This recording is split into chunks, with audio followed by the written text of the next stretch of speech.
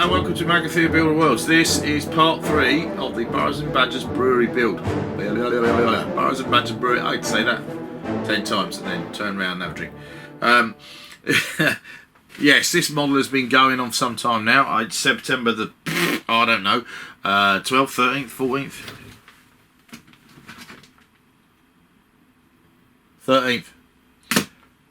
13th of September, and I must have started this model in June.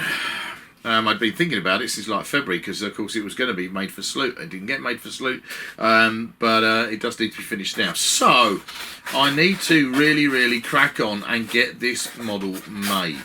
I want to get it finished. This is basically, this last video is the detailing of this model. We've done the main structure. We have XPS foam lower walls. We have 5mm foam board upper walls. We have balsa wood on here. We have tiles from wall bases. If you remember back to the first episode, I've built I've XPS foam clad a really cool dice tower from Fabled Fey, which is now part of the board there. That'll be kind of working there. But now I've got all the detailing and the painting to do. Detailing, yay. Painting, not so much. However, I've got to say that this is going to be a bit of fun doing this, because this is part of my new painting regime, because I am trying out some new paints this time. They might not be new paints to some people, but I am a bit of an old stick in the mud, a bit of an old fuddy-duddy when it comes to paints, because I've always painted with Games Workshop paints, because that's what I knew, that's how I learned to paint, and I've been painting with Citadel paints since the, well, I don't know, 1980s. But recently I have received a bunch of paints from TT Combat, and I'm going to use those on this model and some other projects and bits and pieces, so we're going to see how they go. So I've got loads of details to do. First of all, I've got a staircase to make, finish making. Actually, I haven't shown any of that, which is over here. I've got to do the floor textures, and then I've got various other little details and bits and pieces I want to do, and then get painted. So this video is going to be a bit of a kind of like finishing off kind of thing. I'd say optimistically here that, hey, it won't be a long video like all my others, but you know how it goes. I always sit down to do that. They always end up being about an hour long anyway. If this video is an hour long, I was wrong. If it's not, if it's shorter, then hurrah, I was right for once. But in the meantime, let's come over here onto the desk and let's get actually working on this model. Okay, first two missions then I've got to do are texture the floors plural, because I think I started doing that at the end of video 1 and didn't do it. So I want stone paving slabs down here, around here, and then I've got a staircase, my staircase solution up to the storeroom shed thing up here on the top here. So that's the first bit, and basically this is really going to be a case of take Diet Coke box, cut into large rectangles and odd shapes, quadrilaterals, and stick down, because we're going to have a whole load of painted of pavement inside and out. Look, I'm going to show you this for a minute or two. People who have watched my videos before will not be at all surprised at this process, because, hey, fuck, there goes the camera.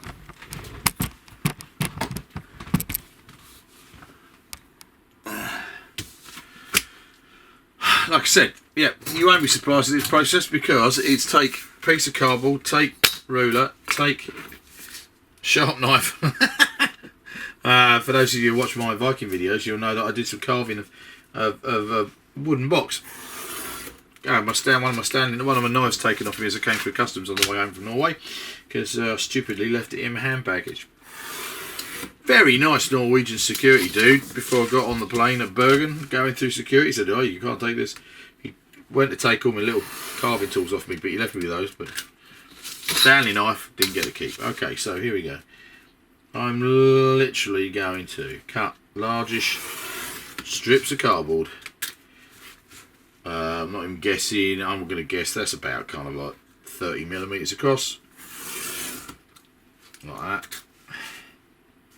and then another one like that. And I'm going to make large rectangles and squares and trapezia. Get me with my technical mathematical language.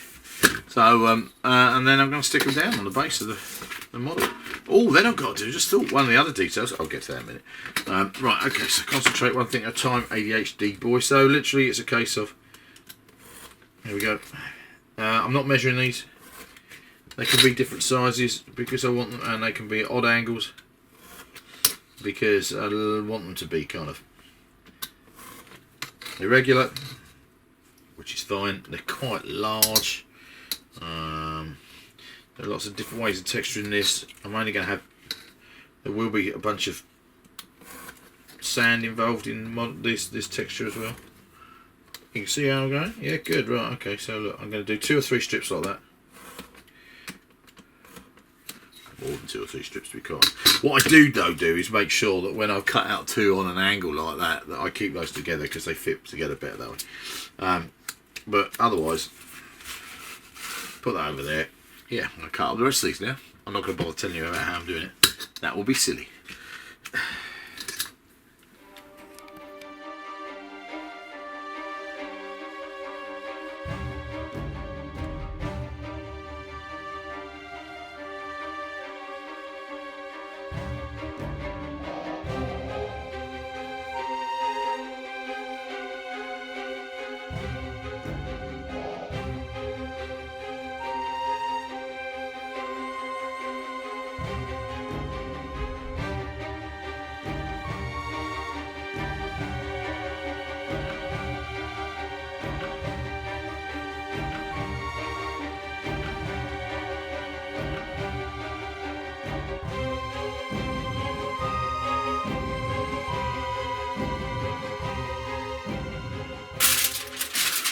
Alright, that's all the floor texture, well, certainly all the pavings in the yard outside, underneath there, inside the main building. I've actually got a little bit of plastic card paving outside the dice tower, and I'm going to decided to put a little wooden fence in here to try and contain the dice a little bit when they come tumbling out.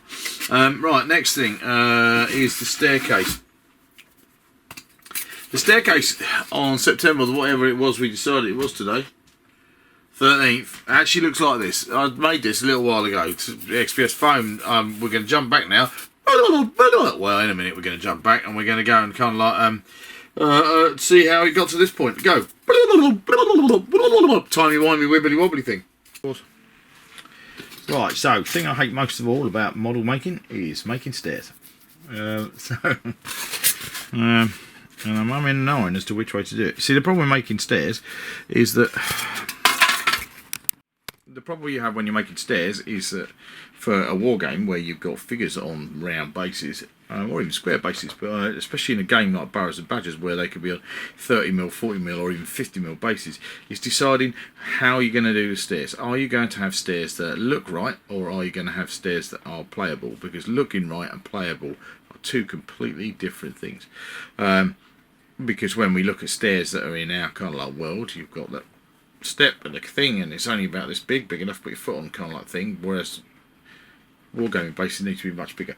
So I'm now going to agonise over how I'm going to do the bloody staircase, and I'm thinking I might actually do it in XPS foam and have a stone staircase up to this first floor wooden platform, purely because wooden ones are a right bugger to make. I was hoping I had the odd one kicking around, but I haven't. I've used them all in other models, so I'm going to have to make something.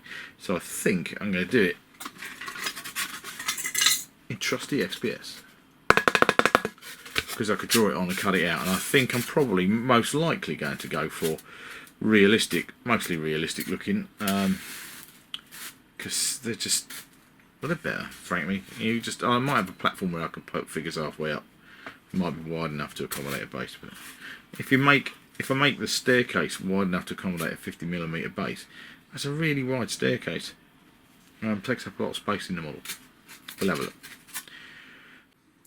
Okay, so I want my staircase to go in here, and I think I've decided that the best and simplest way to do it is to make it from 10mm XPS foam, and I'm literally going to use my steel rule, which is 35mm wide, to cut strips of 35mm wide XPS foam, which I'm going to stack up on top of each other.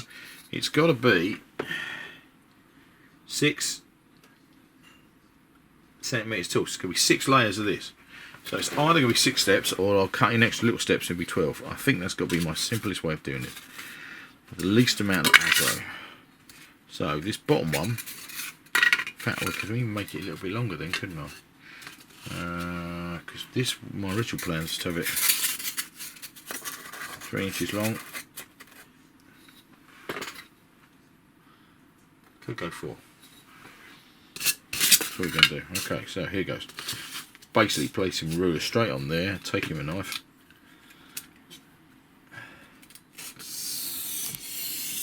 Cutting that, the thickness of my ruler. I'm not fannying around with this. And this one is going to be 4 inches long.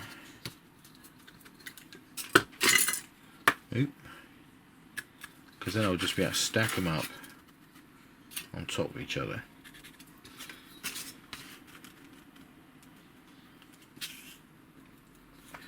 And what I'm doing is, if I make it 4 inches long, and that one is just over 2, I'm just going to sit here, and this is 3 inches long here.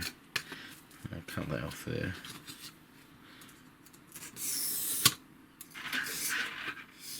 Okay, so here I've got a 4-inch one. That's a 3-inch one. That would be 2 inches. Let's cut that to 2.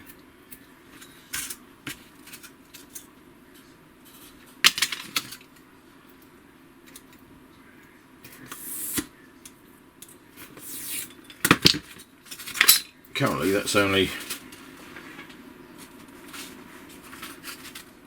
half the height I need. See, that looks a bit poo, but your figures could go on it quite well. However, that's never. Oh, it can't be 2 inches, and that can't be 3 inches. No, shit, that's not. Okay, so it's gonna be. This one's gonna be 2.5. 2.5 inches.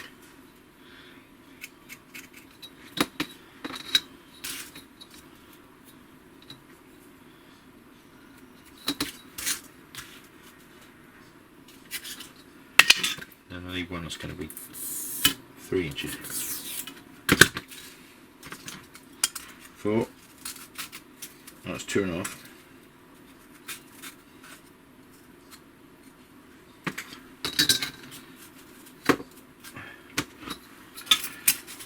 You go away.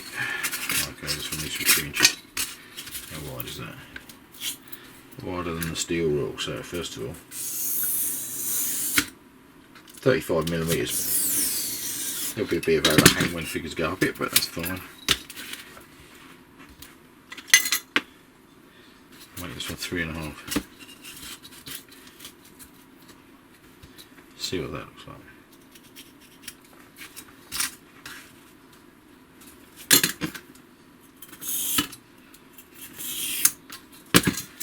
Take a bit of stonework, but 4, 3.5. Shit, I got close to cutting that square. I need a 3. How long is that?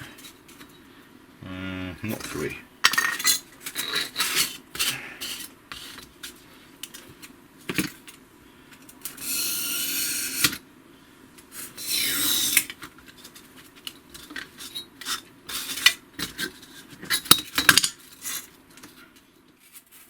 And we're back in the room. So look, it's stuck back together. It fits down here.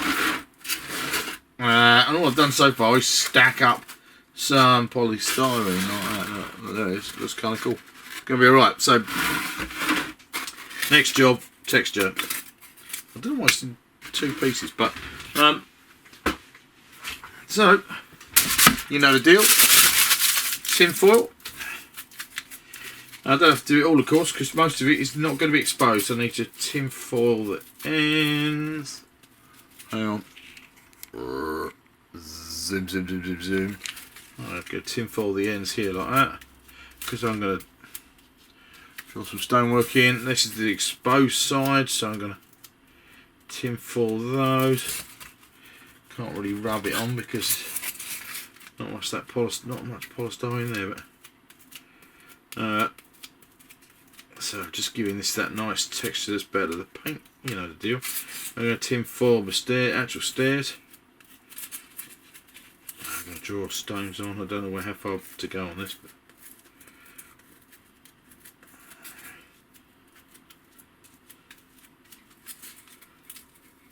don't need to do this side because that's a bit that's going to get stuck in. Well, maybe I won't stick it in, or maybe I'll leave it loose so I can get my hands inside the model. That's a rad idea, isn't it?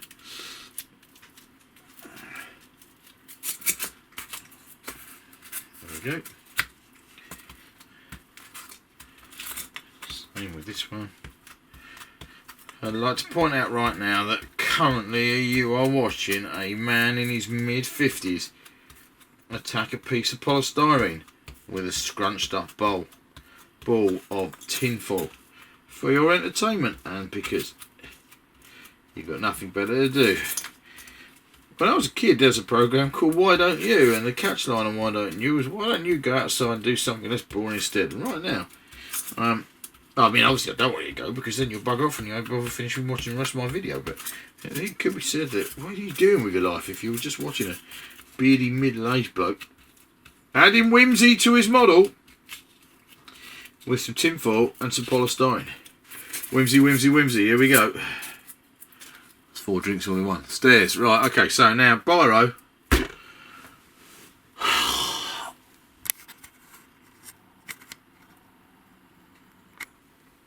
God damn, no biro. Draw stones on it. Pencil could do. Biro would be better. Toolbox, biro. Oh fuck it, you've seen me draw enough of this stuff to know how it's going to come out. Alright, so that's the staircase in place. Look, check it out. That's nice and neat. Actually, it's quite cool. Of course, the problem with a staircase like this is it has to be fairly big because of the size of the figures. The bases, 30mm bases aren't actually really going to stand on this at all. They could probably stand on this one here. Have I got a 30mm base around? He says, looking for a 30mm base figure, which you can't see. There's a 25mm Orlok from Necromunda. He'll fit on there alright. The 30mm figures will fit on there alright. I think the 40mm figures are going to struggle. And the 50mm figures, well, there's a Warhammer Quest on Minotaur on a 40mm base. That kind of works. But yeah, other figures might struggle. But hey, it's there to look pretty, really, rather than anything else. Right, that's the staircase done. That's really cool. We're making progress. So now we're at the point where, what do I need to do next? Well, I want to add sand around all the stonework. I need to seal everything. Should I stick that staircase in? Let's stick that staircase in place. That will be good. So I need to stick the staircase in place, and whilst that's gluing, and I could actually, and then we're going to make we're going to make a little wooden fence to go here, with a little gate in it, which will be closed, which will be like the back entrance to the kind of like the main bit here, and then that way there dice will roll out of the dice tower and be contained. I won't go scattering all across my wargaming table. What a good idea! Okay, let's do that. What we're going to do first, get some glue, stick in the stairs. Stick in the stairs, these are the stairs here. Here are the stairs, going to stick them in. Good. Gorilla Wood glue.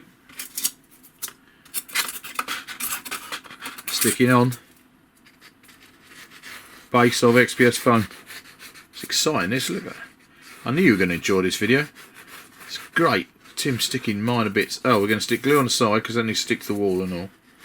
Like that. Doesn't matter if I get used too much, you'll just get covered in sand in a minute anyway. And we need to stick glue on the top bit there, of course, because that's where the other bit of staircase is going to go. So glue on the bottom. Yep, glue on the side, glue on the top. Glue in place. God, this is easy, this model making thing. Right, that's cool. And then don't need to glue on the bottom of this, but we are going to glue on the side. There, side wall. Like that. And yeah, that's the only surface we need to put glue on. So, I could run a bit of beader glue across the top there as well, like that, and then that'll stick to the woodwork. Right, okay, there's my staircase. Stuck in. That's alright. Happy with that. In fact, I'll move that bit of stairs over there, get bigger. I thought I was going to have to peg it down and the rest of it, but actually Gorilla Glue gives you a really good grip. So that's cool. What's next? Little wooden fence. To achieve little wooden fence, we're going to take balsa wood out of our stash of balsa wood over here on the side. It's a thin piece. I'm going to cut small bits. I'm going to cut individual like little bits and stuff. Let's make a little fence. Okay, this will be fun. The whole thing is going to need to be 10 centimetres long. I'm going to actually, I think, probably cut a strip of balsa because it's going to get covered in sand. The right length to fit. And then I'll build the fence on that. What a good idea, Tim. I know, thank you very much, Tim. Yeah, okay, so it's going to go to about there and then go about that long like that. In fact, it could be a little bit longer. I'll stick it along there. Like that.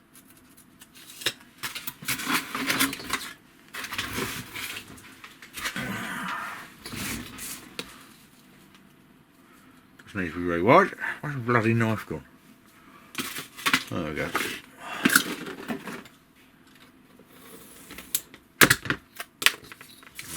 And then all that.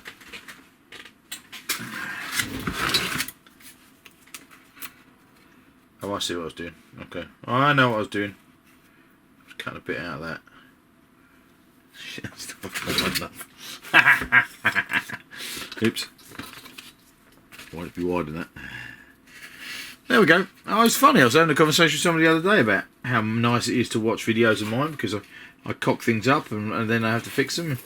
People like that. So I'm hoping liking the fact that I cut that completely wrong. Lost my, because what I want to do is just go around the edge of this little bit of rock stick. So that needs to be like that. And that needs to be there like that. And then that needs to come out there like that. So first of all it needs to be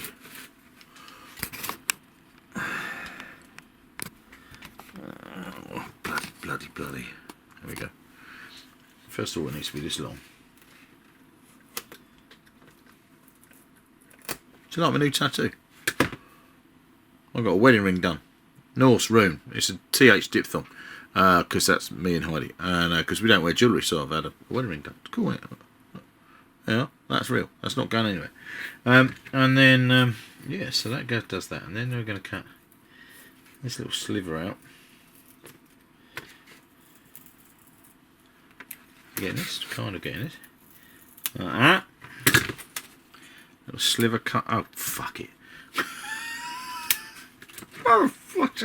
Oh, man. That bit there was supposed to stay a bloody attached. Because that was going to do that there like that, right? And then that was going to go round the corner like that, right? And then I could build my little fence on it. I fucked it up. So much for the getting it right and being accurate. What a quality model maker you are. All I've done is cock it up. You can't even see what I'm sticking it to over here, look. Right here, this tiny little bit was supposed to stay attached. It didn't stay attached, I've busted it off. But, you know, that's the way of the world. That's what it is. You don't get whimsy without a bit of pain, so no pain, no whimsy. I'm going to trim this down a little bit. So it's kind of, when I put sand on it, it won't look so weird. And then I'm going to build a fence on it. Yeah, like that. That's going in there like that. I need to kind of cut around the edges really. Cut the corner off a little. Chamfer that off a bit. And off that side. There you go, it's one of my finest YouTube moments there without any shadow of doubt. Quality stuff. The awards are just going to come flooding in now, frankly. It's no fucking wonder so many people watch this. And this week's Whimsy Award goes to Tim Eaglin. Right, okay, so this bit of balsa wood I'm going to turn into a fence. I need this bit of balsa wood because I'm going to stick it to it. Get this out of the way.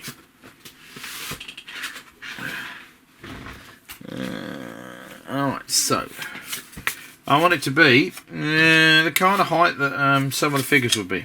Now what would be really handy is if I had any of the figures kicking around, which I don't. And they're all in the case up there, and I can't be asked to get them out. So, but I do know that, you know, they're kind of yay big, about an inch tall. If I make each the actual kind of like fancy bits about an inch, that'll do. Doesn't matter if they're not the same size. So I'm cutting roughly. I'm not bothering measuring. I'm kind of like doing this entirely by eye. I'm cutting a bunch of bits of balsa about an inch height,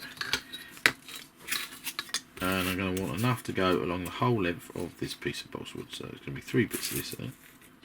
Yep, about alright. This other bit's going to be a bit short because they're going to form a gate at the end.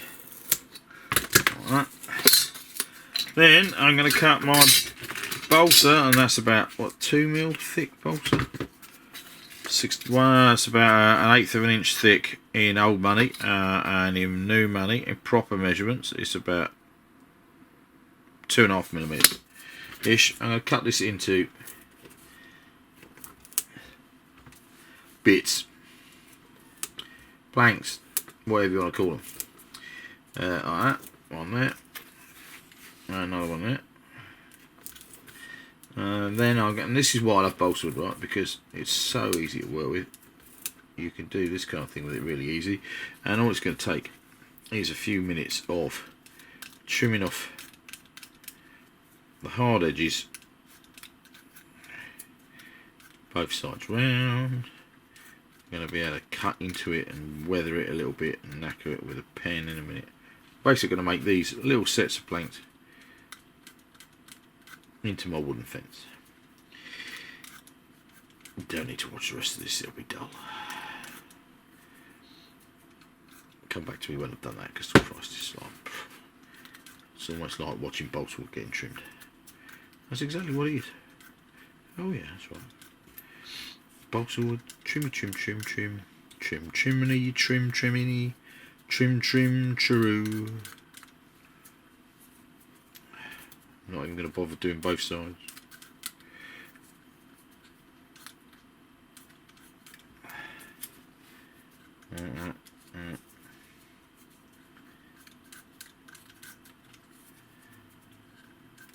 Making lots of little bits, tiny little bits here, but it's good fun. It's alright. I like doing this. It's kind of therapeutic working with balsa wood lines. I don't think that all of this is going to make it into the video, to be quite honest. I might speed it up a little bit, and that'll be like super quick, like a fucking ninja with my knife. I'm going to make all these little chips.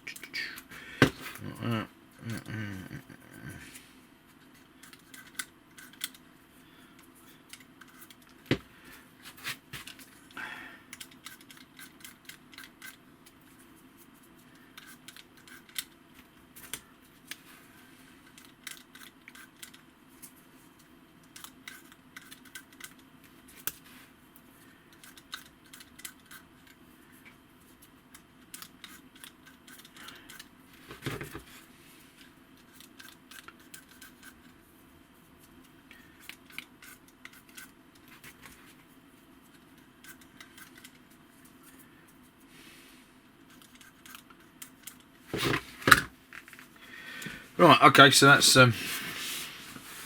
I'm going to take that bit of balsa that I cocked up earlier, I'm going to trim that down the middle of it, because I'm going to use that to stick my main bit of fence to as it goes.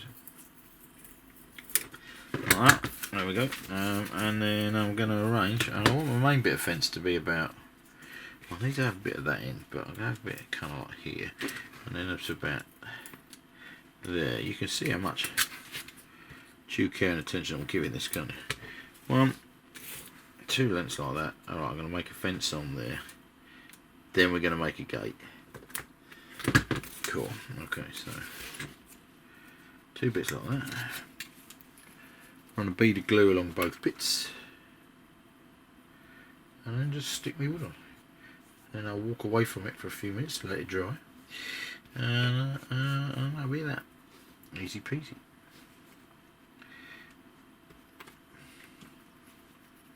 I'm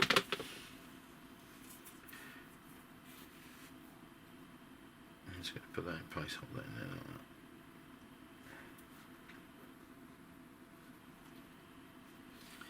There we go. Fence, fence, fence. I'm going to take a bite to some of these and trash them a little bit. They can be old and worn a bit, and some can even be the wrong height. But I'll do that like that. We can have the odd one where there's a bit of a gap, and it can be a bit crooked. I like that. There could even be the odd bit missing, which is fine. Plank like that.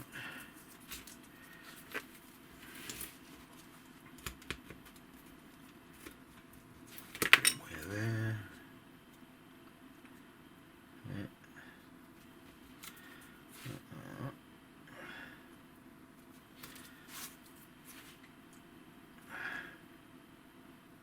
Fence, fence, fence, fence, fence, and fence. Good. Stick that down. I think that's now going to be stuck to the board. Yeah. And I'm going to stick that on there like that. What it needs actually at this point is a little solid bit of one, a bigger chunkier bit at one end, and then another. And then we'll put a bit in there, and then we'll have a gate. Alright, okay, so square section, a little bit taller.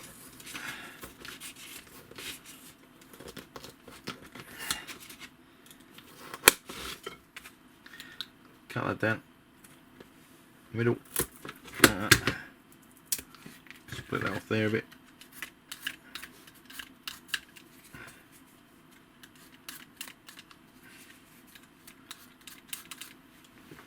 Just move out the same thickness. Not bothering to cut down the back because that's going to be attached to the wall.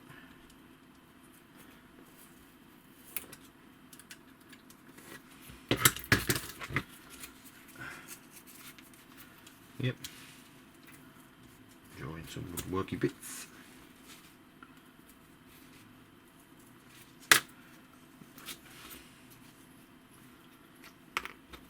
Glue.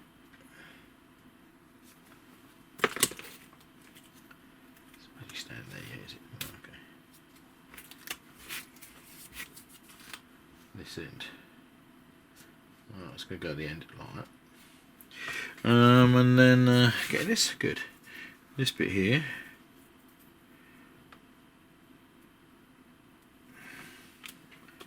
Right, a bead of glue all the way along the bottom of that.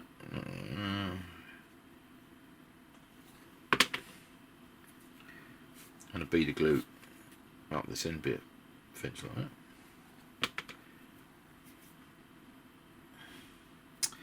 Now you can of course buy fancy section things and models, and I'm sure you could get 3D printed ones or buy them from different kind of like manufacturers and components. But this, people, is how we get the whimsy. We make it ourselves. We make the whimsy, we add the whimsy, there it is, nice little wooden fence like that. What happens to me all lock? It's a 25mm base, which ain't big enough, but doesn't really matter. There we go. So then we're going to have another fence end over here. We need two fence ends really.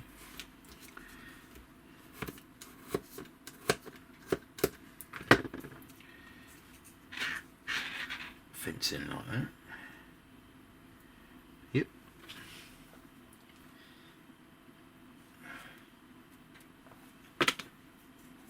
At this point the glue is all a bit wobbly, the whole thing makes it all a bit wobbly, but that's cool. Base there, and then we're going to have another bit, similar kind of size at that end. Go.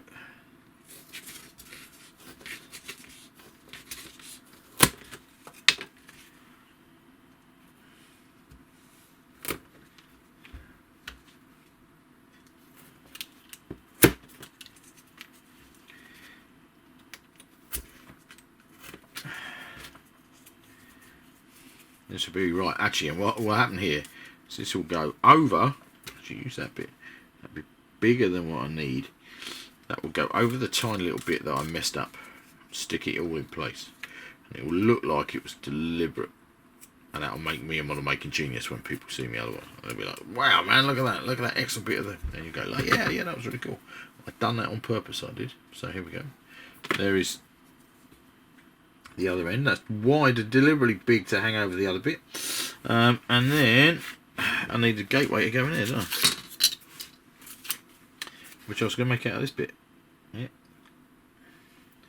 Now, if I was a right Ponzi show off, I'd make hinges and everything, but that might be a bit excessive.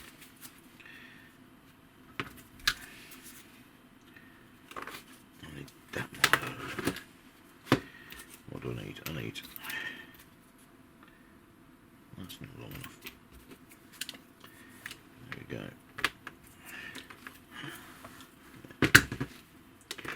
You get the impression I'm making this up as I'm going along. If you do get that impression, you will be entirely right, my friends.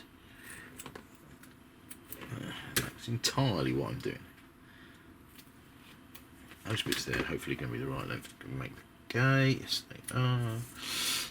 Cut up some other little gated bits. Make this a little bit shorter. I probably don't even need to cut any more planky bits.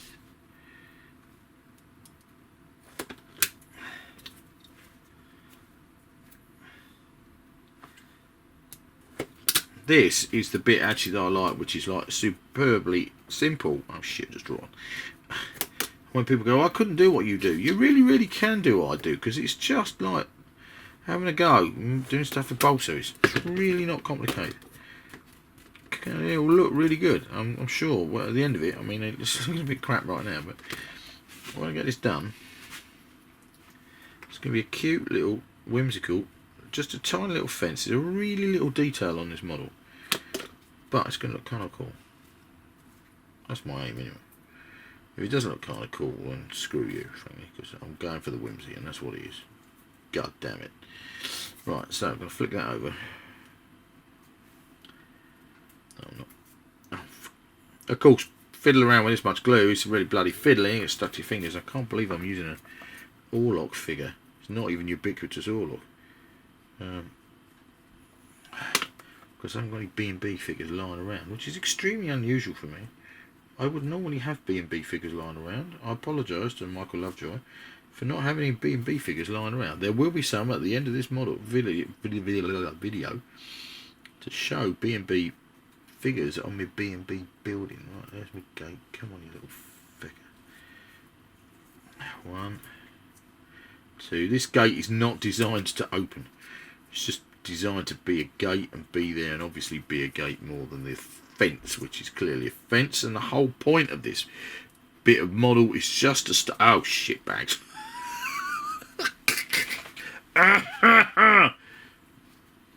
The whole part of this model is just to stop dice rolling around the table.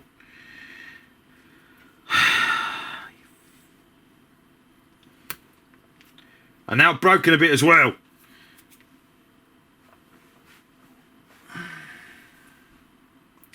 And this, ladies and gentlemen, is the real art of model making, right? None of this kind of like, oh, look at that YouTuber who's made an amazing video with like 6,000 sprues sent to him from Games Workshop. And oh, look, isn't it really cool? And look, he did all that in 20 minutes. Yeah, isn't it wicked? Yeah, no, this is proper bloody model making. When it all goes horribly wrong, you get stuff stuck to you. You've had to kind of like cobble it together out of bits of your imagination and bits of kind of like balsa wood, or if you, those of you who go out and drink in coffee shops, your coffee stirrers. Don't like coffee stirrers. Balsa's a lot easier to work with. But, you know, there we go, look. There's a little gate thing there. It could probably do with a top and a bottom. It's going to look a bit weird otherwise. Make a top and a bottom for us. It fit in the space. If you think that Tim is rambling a little bit here and sounds a little bit mental, you're probably right. I'm thinking he sounds a little bit mental too. Yep. Okay. Move that over there like that. This gate could do with it. It needs a bit across the back at the middle, which is a completely unnecessary detail, because when this dries it'll be fine. And then it strips it. Oh, look, that's a little looks like a fucking xylophone.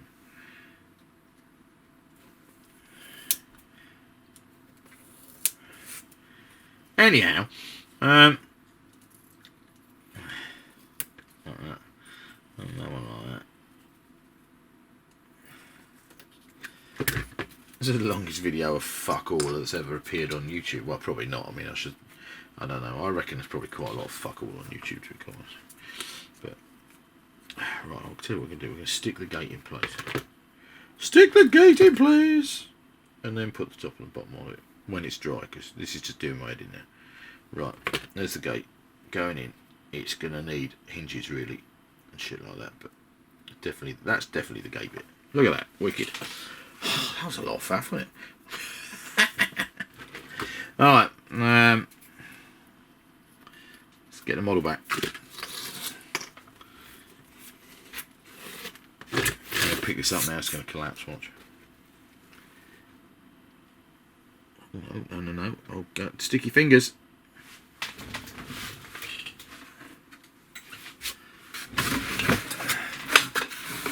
Alright, zoom out. Here is the dice tower. Here is the space outside the dice tower. This is where the wall fence is going. The fence is going to go in there like that. Look at that. Lush.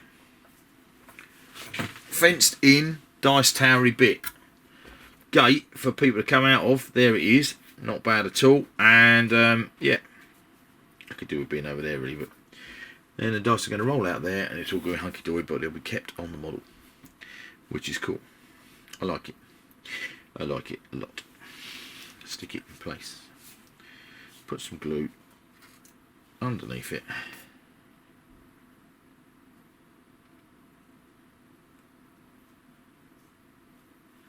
The back of that bit. And on the back of that bit. Ah, shit's falling apart. Fucker. Sticking to my finger and he's now falling apart. Get off. There we go. The farce of making a wooden fence with Tim. There we go. Need to leave that to dry, but that's good because I actually need to go inside. I need a wee. Right, so here we go. Lovely. Super smashing great. Fence on the outside of the dice tower. I think that's going to work alright actually. Okay, so next detail. What are we doing? We're still going. We're still going. There's more stuff.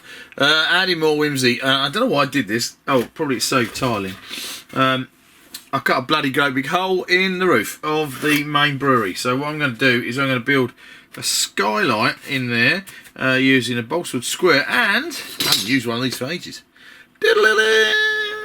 A plastic fly swat, because it's got these really cool kind of like. It's going to make the windows. Yeah, what are we going to do? Tim, are you making it up? Yes, I am. Here goes the whimsy. Add the whimsy. Right, so first of all, I'm going to make a frame. Balsa. I was going to have a kind of window sticking out, and we still could really, but all I'm going to do is going to make a square frame that fits in there. That could have been bigger. And then I'm going to stick the window bits in. Cut out some windowy bits. Make a frame. And then you'll be able to look into it. It'll light up. It'll add light to the inside of the model. The problem is there won't be anything inside the model. Well, there might be. Okay, so here we go. That's about the right width. So I'll make this frame top and bottom.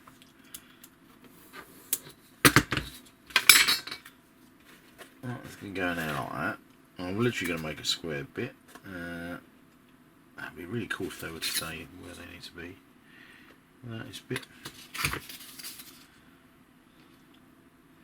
Hey, that's not bad. If I just trim a tiny bit off here.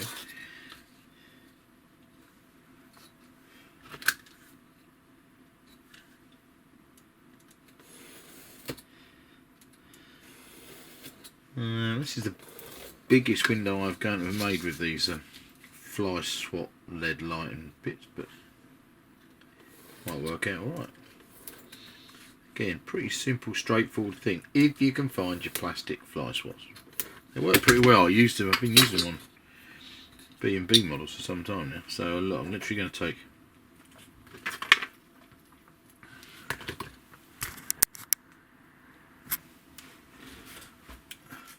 okay, so look, here is my, it's a bit shit, my window, and I've cut out, took a pair of scissors to my fly swat, and I've got my lead lining. I'm now going to put a frame, I'm going to stick it in, and then I'm going to put a wooden frame over the tiles and over the window edges there as well, so we'll be able to see in. There'll be a bit of light going into the model, and it's an interesting thing to see. So in a minute I can still pop that out, he says, not being able to pop it out. But yeah, we'll what it really needs, actually what it really needs is a cardboard frame, a kind of like lead kind of frame going over the top, which you may well do, but that kind of works. So yeah, that's what we're going to do. We're going to take, it's just balsa wood and bits of the fly swat. I'm now going to take a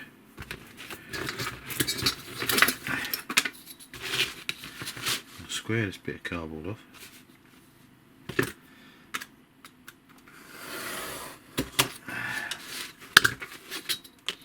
I'm going to make a little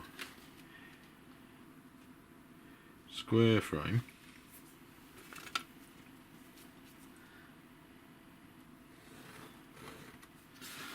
All the way around the outside.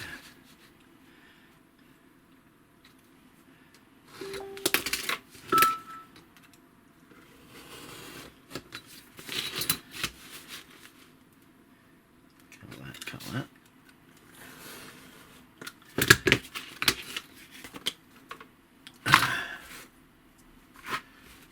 That sits in there.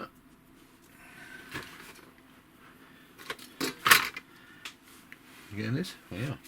Good. I'm going to draw around that.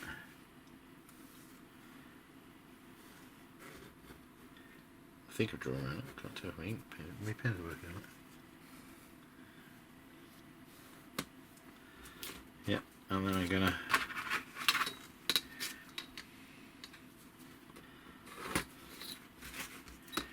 draw inside that roughly, and I'm going to cut out this middle bit, which is going to be the bit that's going to fit over.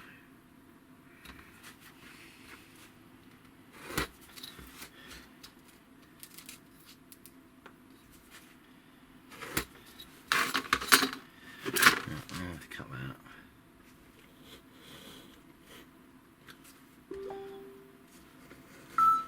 Thank you, whoever is pinging me on my Facebook Messenger.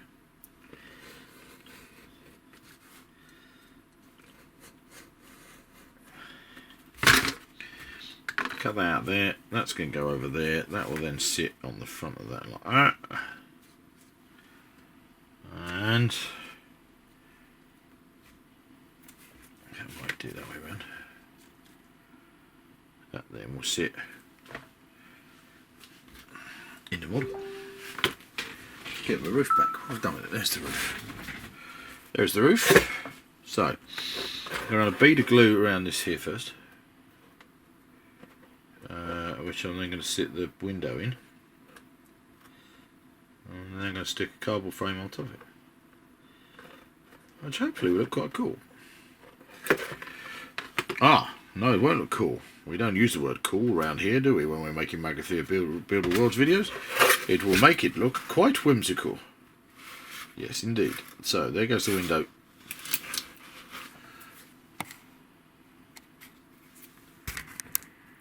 And here's the window going into the roof. Like that. Yeah. And then, take my cardboard frame, stick this over here like that, and that's going to do that like that. I think that's going to look pretty wicked. So, right, load of glue on the back of this, and because of the curve of the roof I'm going to have to hold this in place I think for a minute or two, but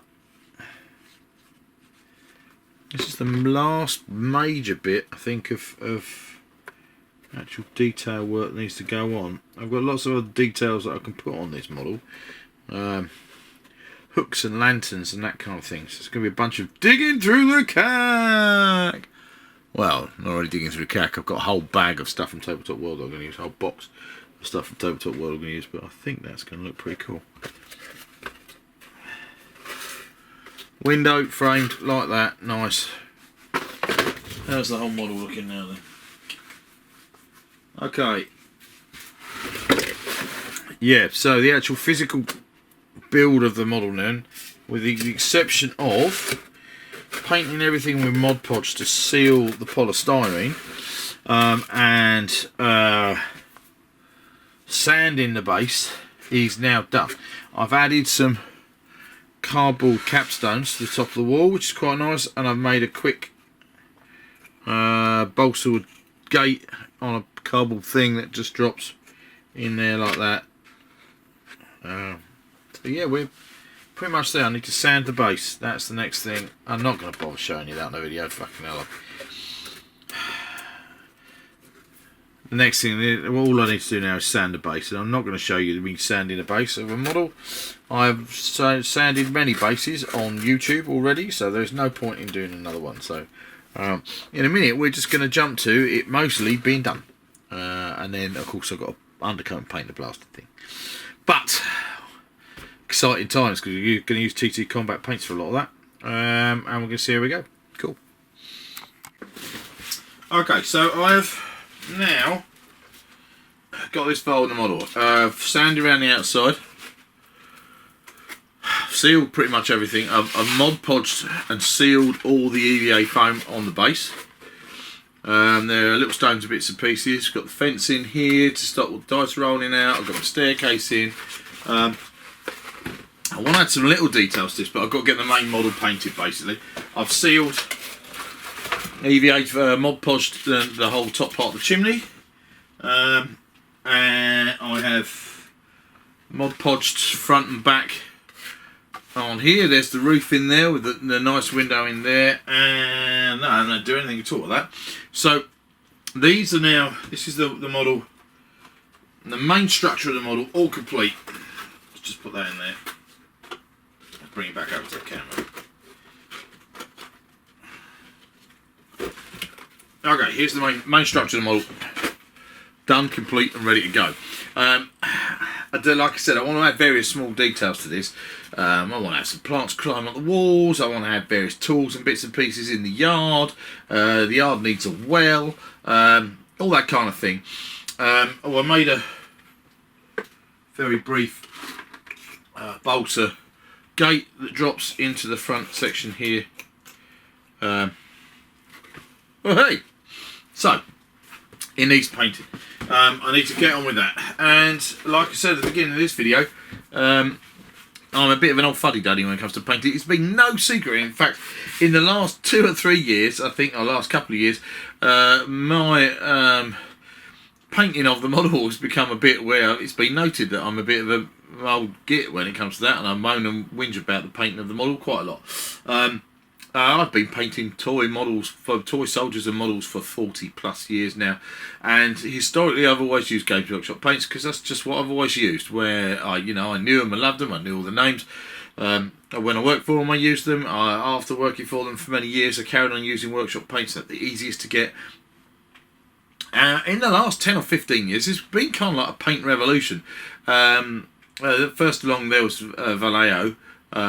Paints, but then various companies have produced their own. Army Painter for a start, they came along and they were quite big, and TT Combat, another company that I'm aware of their paint range. In fact, I've had the odd free paint from them when I've ordered MDF stuff and various other bits and pieces. Recently, I have managed to acquire a TT Combat starter paint set, and I was also supplied with matte brown paint primer and Admiralty Grey spray primer.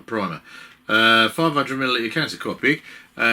So I'm actually going to use these to first of all undercoat this model, to prime this model. I'm going to prime roof sections in brown and the base bit in the grey, and go see how they come out like. And then I'm going to try and use the TT Combat paints, the regular acrylics, as the basis for the paint job I do on this. I want to try them out. It's about time a funny old git like me actually got on and tried something a bit new. This is not going to be new to most people who are watching this video, right? If you're old school, established model makers and wargamers, you almost certainly will have your favoured paint ranges, and you'll be sitting there going, so what? We know that other companies make paints. We know that Citadel aren't the only people who make paints. I know that for years, but look, I've got the opportunity to play around with some new paints, so that's what I'm going to go and do. First of all, I'm going to take these 2 cans of primer, this model outside, into the garage, and I'm going to spray it all and see where we are from there. Then I'm going to set about painting it. Go. Okay, so I said it before, I'll say it again. I always like this bit of a model. I'm not a massive fan of painting the whole thing, as we know, but as soon as you get an undercoat or a primer or a base coat on something, it brings it all together. Really starts to make the model make more sense. That was rubbish. Let's say that again to the camera. It really helps to start making a... Do you know what? With that tongue twister, you'd expect that I've been saying whimsy, whimsy, whimsy a lot in this video, and I drunk loads. I might say whimsy, but I don't do the drinking because I'm too busy doing the filming and the making. And B, I haven't. I just couldn't get my tongue around that sentence at all. So let's try again. What I like about the base coating, the undercoating, the priming of a model is that it covers up all the different constituent parts and the different materials and bits and pieces and brings it all together and makes it, at that point, start to look like one coherent thing. So now I've got the model and it's sprayed in those paints I was waving around earlier. TT Combat Matte Brown spray paint and the Amblety primer. The Amblety primer is good mid-grey. Actually, it's better than the grey that I normally use, which is from Alfred's, which is really light. So it's quite nice. I'm going to be able to paint nicely straight onto that. I've made sure, of course, I'd sealed all the XPS foam with Mod Podge before I sprayed. There's the odd place where I clearly didn't get enough paint Mod Podge on. So there's the odd bit of dissolving from the paint, but on the whole, works really well. The matte brown spray paint, it's a little pale, but actually it works really quite well. It's certainly going to be a decent base for me to be able to paint on. So I'm going to get on with this now and I'm going to start to paint this model. It's quite a big model, it's going to take me some time. The next bit is going to be, after the painting of it, is going to be the fun bit where I get to dig around in the different kind of cack boxes and things from Tabletop World and the like, where I'm going to find a few details to add to this model one way or another. But let's get on with the paint job now. I'm predominantly going to go and try out my starter set of TT Combat paints with colours like succulent green and trench mud. Black, it's called black. They gave up on coming up with a name like black. White, definitely just white, no messing about there. But Amblety grey, oh, it'll be interesting to see if the Amblety grey is like the actual how grey is compared to the grey of the undercoat grey. Always one. If you're going to use the same name, you need to be tricky. There is one metallic in here, which is gunmetal, which is cool. And then yeah, we'll see how they work out, if they're any good. I think they are. I've got the odd TT Combat paint up there that have been in freebies in the past. They've been pretty cool, so I'm looking forward to using these. And then I'm going to try them out on some B&B figures as well. But let's get this damn building finished. Woohoo! What do I need? Paintbrushes. How'd you do this? I'm not going to show you the painting process. You can watch other people painting things. They're much better at painting than me. Come back to me in a minute. I'll have it painted.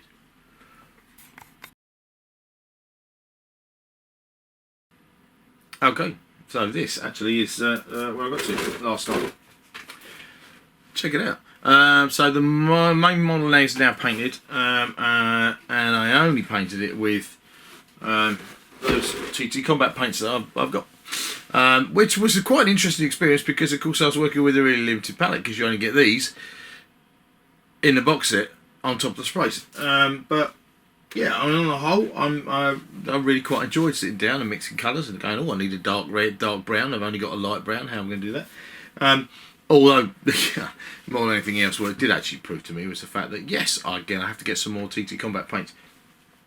I'm not saying they're the best out there. I don't know. I've never used Army painter paints, for example. I'll have to give them a crack. But what I did like was the fact that the pigments were really nice, strong colours. Easy to work with. The bottles are cool with the unscrew lids and the squirty tops. Much better than a workshop flip top paint. You get more in one of those. You're doing a workshop paint, and they're just a fraction cheaper. So from that point of view, I am going to explore more of the paint range and see what it's like. It's pretty good. So I'm going to cheat now and use some dirtying up and washes and various things that I've got that aren't TT Combat paints, because I haven't got any. Because at the minute this is looking very, very clean. I mean, look, it's nice and neat and kind of.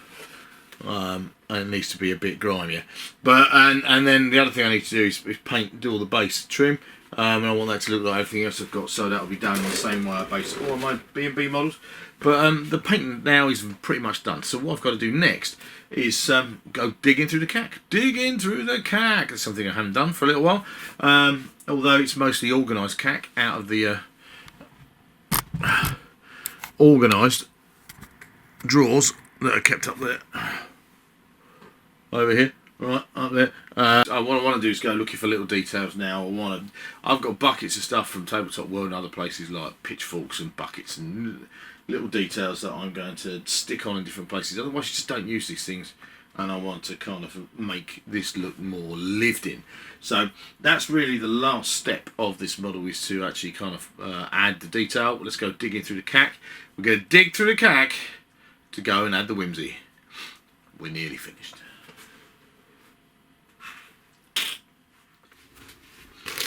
This is what digging through the cack looks like when you've just got loads and loads of stuff from Tabletop World.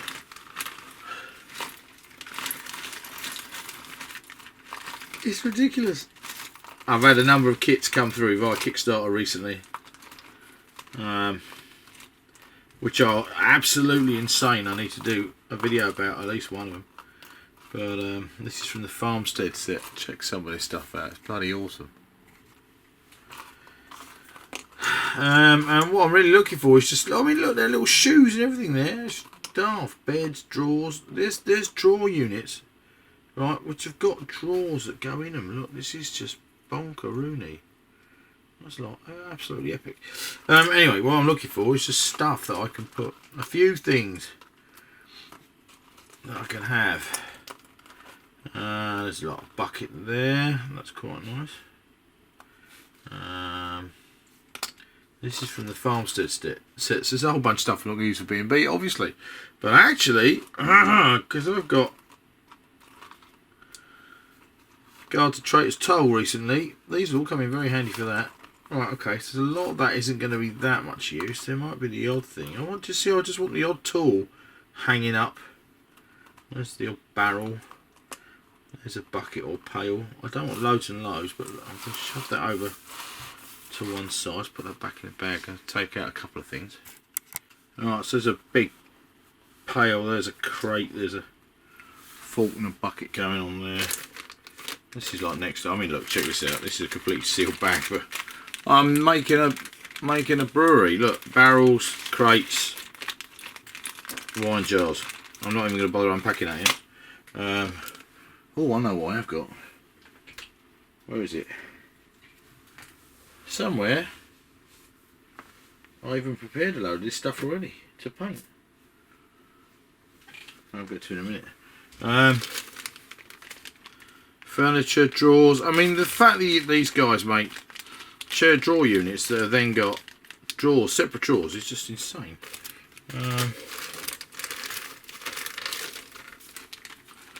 Sacks, barrels, definitely going to find some useful things in there. These would be really cool. I could do with making some more market stalls. There is a market stall. Right then, so these, trying to find no shadow here.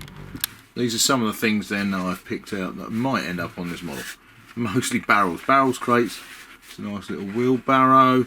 There are lanterns. These are the kind of details that I want to add now. And and some of these as well. There are sacks and bits and pieces that I've already sprayed up. So this is what I'm going to be painting this evening. I've got a base. Finish the base. And I've got to paint 3 doors. There we go. There's the door. There's another one. Big one.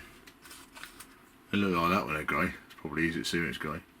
And then that is the model pretty much done. I mean, doing all of this stuff It's a bit unnecessary. I was going to put loads of other details inside. Part of this model came about because I've got these massive barrels that are still going to get used one way or another. But I'm actually going to keep the main section of the building empty in case I want it not to be a brewery, or in case it becomes something else. So I'm going to, and I can fight in there, and I can have characters in there actually doing stuff. So from that point of view, I'm going to go and undercoat these, and I'm going to sit down and spend an evening painting little things. Then I'm going to stick a load of them on, or mount them on bases so they can get stuck on. Because that's the other thing, is that a lot of these, some of these things I want to get stuck on permanently, but then there are other bits that I want to be able to drop on. But yeah, it's always a big debate. It's an interesting debate. What you do with all this scatter terrain and all this kind of stuff, because it adds all that character, but it gets in the way when you're playing. But otherwise, I've got a massive box of scatter terrain and loads and loads and loads of it.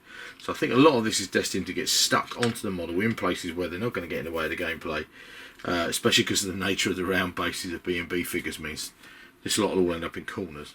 Okay, so paint around the base. The last thing to do is I'm going to add a few tufts of grassy stuff. Fabled Fey grassy tufts. They're ace. Other tufts are available, but Harry's grassy tufts are excellent, so I'm going to use those. They're really cool. Just making sure now that this model goes with all my other B&B terrain. Peel them off, stick them on. Happy days. A couple inside the yard, and then we're going to take a look at the details that I have added. I do want to overdo it hugely, but you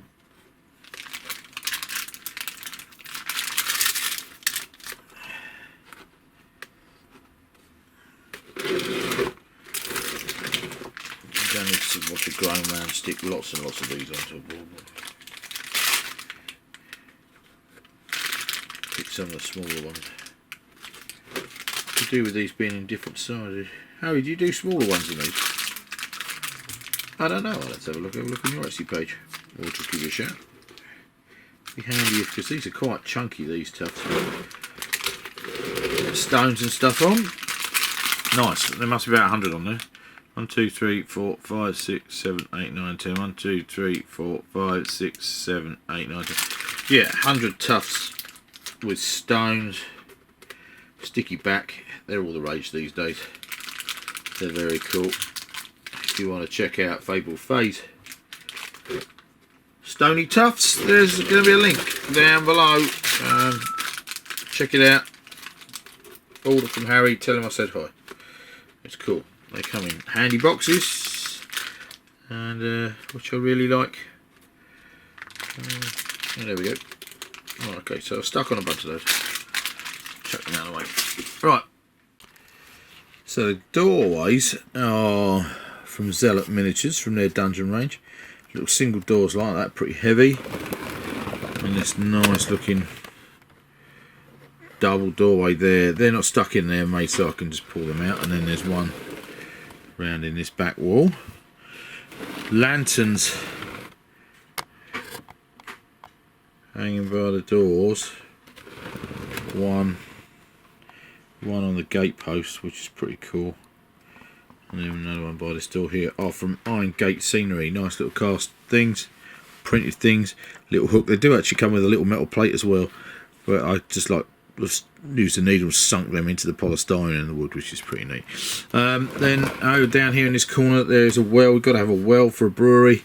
That's a cast resin one, Limax or something like that. And then all the other bits of scenery, barrels here, sacks over here, or are stuck on. They are from Tabletop World. All those bits I was digging out. Let's take out this gateway here. Come in here. And there's a wheelbarrow with a barrel set on it there, and 2 more crates of barrels there. And down here, big bucket by that as well. Plus me a little pitchfork hanging up on the wall over there. I'm not going to go with any more. I've deliberately left the main brewery building empty so I can use it for other kind of industrial buildings, and then I get a fight in there and rest it. I can put stacks of barrels and various other things to represent a brewery without any problem at all. So that's pretty much it, I think. The other thing I'm going to do as a final finishing touch, and I haven't actually put them on yet, so I've just filmed that bit about going, hey, the model's finished. No, I haven't finished it because stuff to do. Is I forgot I'm going to add a bunch of these.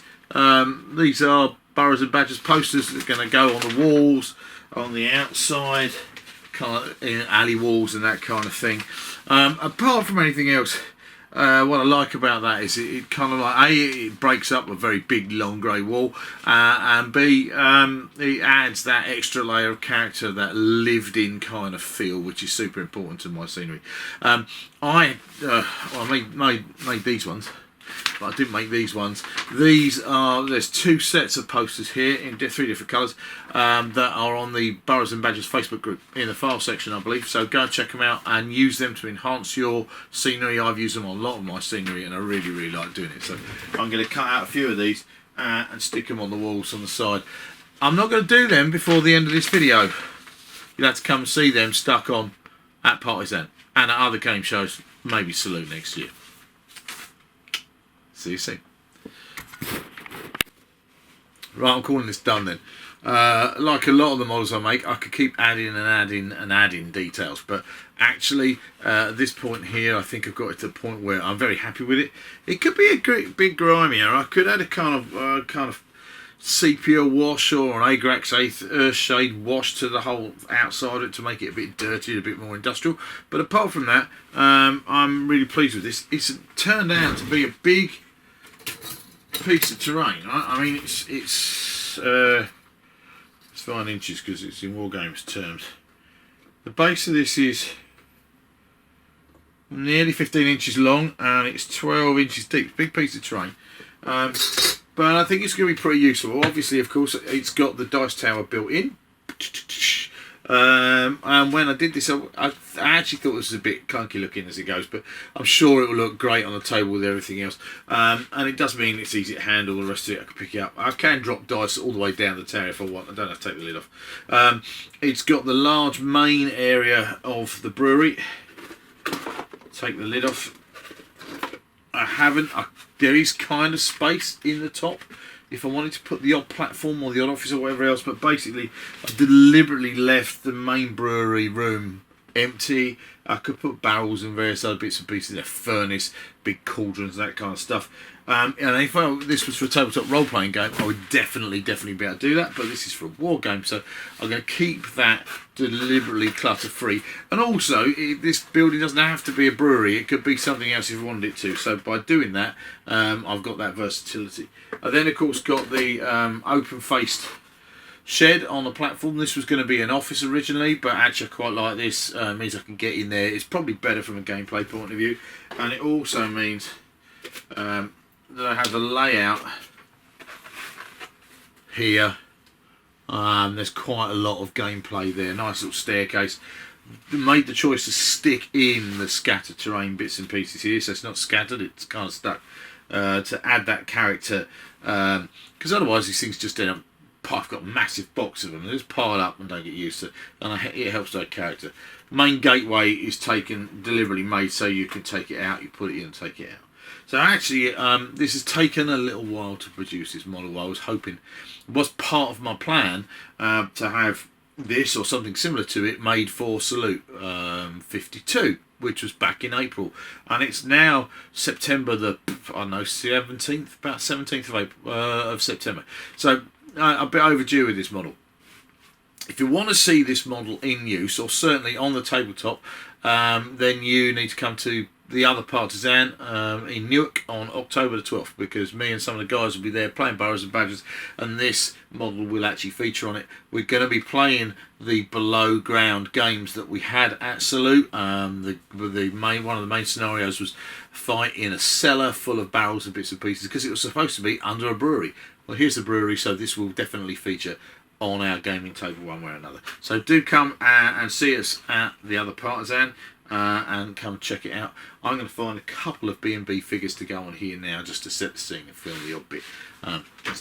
This is the cool bit because this is where we see it kind of like up close and personal. So, thanks very much for watching this series of builds for Burrows and Badgers and the brewery build. That's now complete. I've got a number of other things that I really want to get on with this autumn. I'm hoping to be able to get my teeth into. One of which I'd like to build some more models for Burrows and Badgers because I've got so many ideas for that. I've got a Patreon build to do, which is probably going to be next. Need to build a Victorian pub. Looking out for that one. And there's also another Patreon build around the corner because I'm kind of like backed up and stuck behind, so watch out. That'll be an interesting build too because I think I've got an idea what that might be already. We shall have to wait and see. Loads to come. This winter is going to be Lord of the Rings strategy battle game or Middle-earth strategy battle game scenery and Carnivale scenery if I get everything else kind of out of the way. I want to do some videos about the new tabletop world scenery that I've got, so there's all kinds of things I'm lining up to come this autumn, which is kind of busy because I'm busy building actual worlds. My biggest project work-wise at the moment is a vampire ball for the Natural History Museum for Halloween, which is absolutely proper mental. I don't need to build the world there because the world is the building itself, but we are building the story. I'm super excited about that. So yeah, thank you very much for watching Magrathea Builder Worlds and sticking with me this summer. We're getting into the autumn and winter time where the amount of content goes up. That's the way it works in my world. So stick with me. Thanks very much, and let's go and have a closer look at the brewery in Old Loundon Town. So Rick, come on, it's down there. Thanks very much. I'll see you next time.